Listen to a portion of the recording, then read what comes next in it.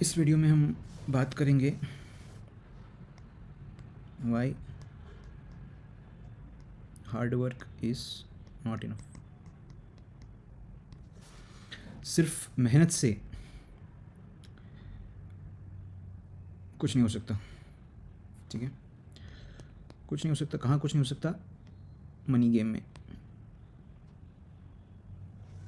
Right. अभी मैं एक एग्जांपल से ये समझाऊंगा इस वीडियो में कि क्यों हार्ड वर्क काफ़ी नहीं है जीवन में सक्सेस पाने के लिए, ठीक है। तो यहाँ मैं एक इमेजिनरी पर्सन लूँगा ए, जो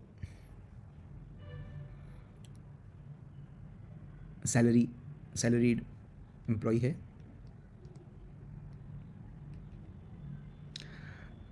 पैसे बनाना, हमने बोला कि दुनिया ने पैसे बनाने को एक गेम में कन्वर्ट कर दिया है, राइट। तो हम चाह कर नहीं चाह कर ये गेम हमें तो खेलना ही है। और हमें जब हम गेम खेल रहे तो हमें हमारे कंपटीशन के बारे में भी पता होना चाहिए, ठीक है। तो ये ए पर्सन जो है वो समझो 25 साल का लड़का है, ठीक है। और यहाँ पे एक बी पर्सन है जो इससे 10 साल आगे 35 साल का है। ये भी एक एम्प्लॉय है, ये भी सैलरीड है, ठीक है। तो ये 25 साल का लड़का ए को कम्पीट करना है बी से, जो उससे 10 साल पहले पैदा हुआ है, ठीक है।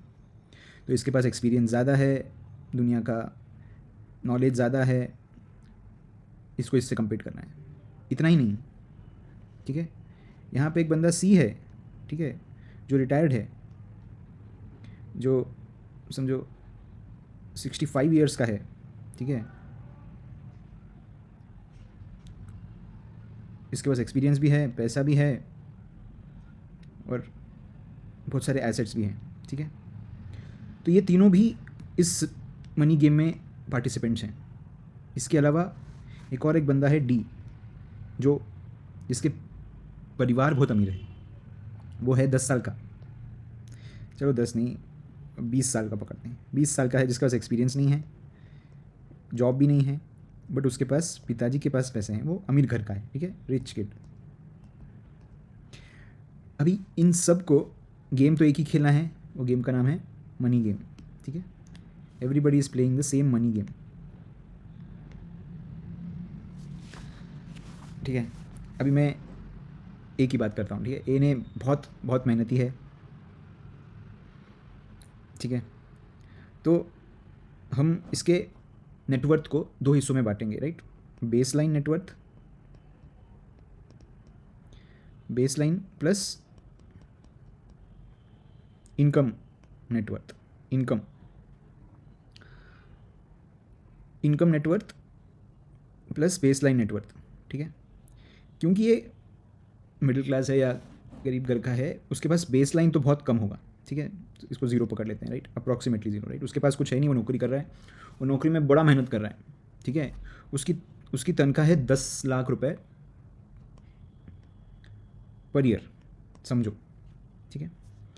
तो उसने बहुत मेहनत किया, एक साल दबा के काम किया, बहुत मेहनत किया, और उसको मिले 50% इंक्रीमेंट, 50% इंक्रीमेंट मिला। 50% इंक्रीमेंट मिलने के बाद उसका उसके पास अभी अभी कितना बढ़ गया? उसके पास हो गए 15 लाख रुपए। तो पिछले साल उसको 10 लाख था, उसका 50% इंक्रीमेंट मिला, बहुत मेहनत किया उसने, अभी उसके पास है 15 लाख, ठीक है। अभी हम सैलरीड पर्सन बी की बात, ये तो है 35 साल का, उसके पास बेसलाइन होंगे, बेसलाइन मतलब उसके पास कहाँ से शुरू कर रहा है, बेसलाइन मतलब वो शुरुआत कहाँ से कर रहा है, राइट। ये तो ऑलरेडी 10 साल की सेविंग्स होगी उसके पास, इसके कंपैरिजन में, ए के कंपैरिजन में बी के पास तो 10 साल का डिफरेंस है। तो इसके पास है समझो अभी सेविंग्स में 15 लाख ऑलरेडी है। इसने मेहनत कम की है ना, ये बिजी आदमी है, ये ज़्यादा मेहनत नहीं कर रहा। उसकी इनकम समझो 20 लाख है, इतना तो होना ही चाहिए 10 साल बाद, ठीक है। तो वो बेसलाइन उसकी 15 है, उसने कमाए 20 लाख, उसको मिला समझो 10% का हाइक, मेहनत नहीं कर रहा है, 10% का हाइक है।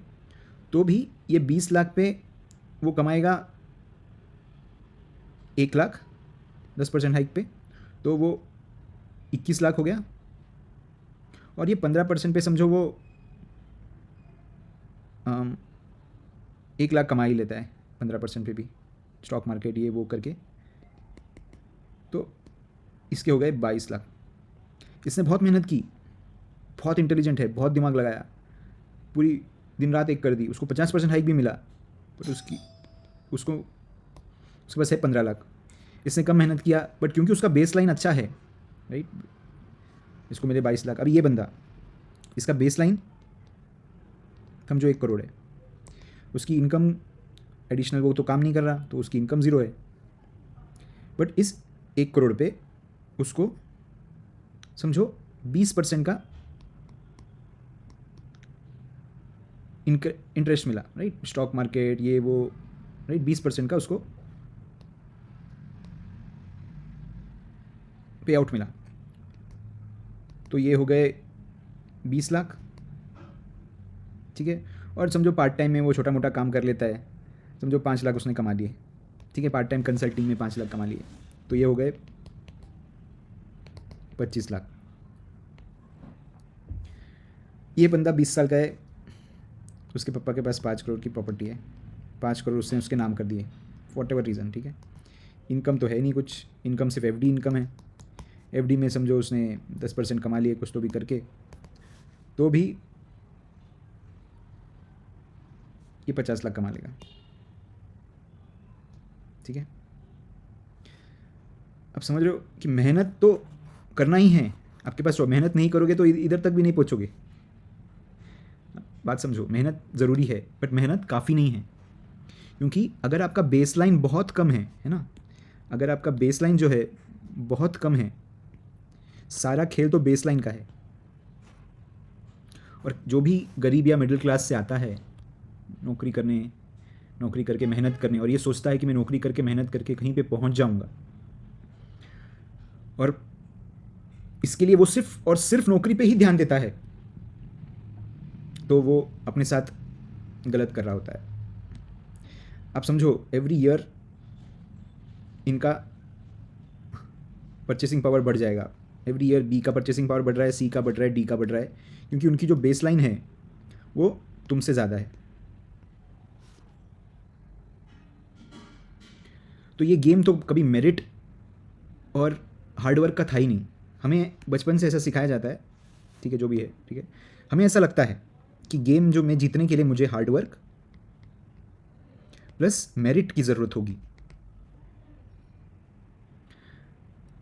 इसकी तो ज़रूरत है, बट इसके अलावा आपको इकोनॉमी की काफ़ी डीप अंडरस्टैंडिंग चाहिए।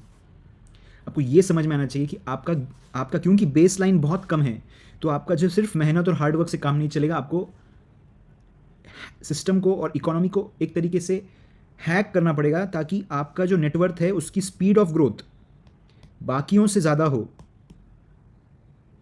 और जब वैसा होगा तभी आप अपना पोजीशन मेंटेन कर पाओगे इस गेम में। नहीं तो हर साल आप मेहनत करते जाओगे, आप पढ़ाई करते जाओगे, आप मेहनत करते जाओगे, पढ़ाई करते जाओगे, बट हर साल आप मनी गेम में पीछे होते जाओगे, आपका परचेसिंग पावर कम होता जाएगा, अगर आपने दिमाग से अपना परचेसिंग पावर बचाने की कोशिश नहीं की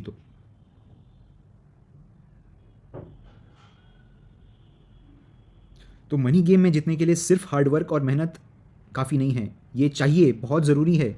अगर आपका बेसलाइन कम है, आपके पास चॉइस नहीं है, आपको हार्डवर्क तो करना ही है, मेरिट भी करना ही है, अच्छी पढ़ाई भी करनी ही है, उसके अलावा आपको अपने पैसे को सही जगह पे इन्वेस्ट करके उसे ग्रो भी करना है, और बाकियों से फास्ट ग्रो करना है, तभी आप अपना पोजीशन इस गेम में बचा पाओगे। और अगर आपको बाकियों को हराना है, तो जिस स्पीड से आप अपने पैसे को ग्रो करोगे, वो बाकी प्लेयर्स के स्पीड से ज़्यादा होगा, तभी वो पॉसिबल होगा, ठीक है। इसलिए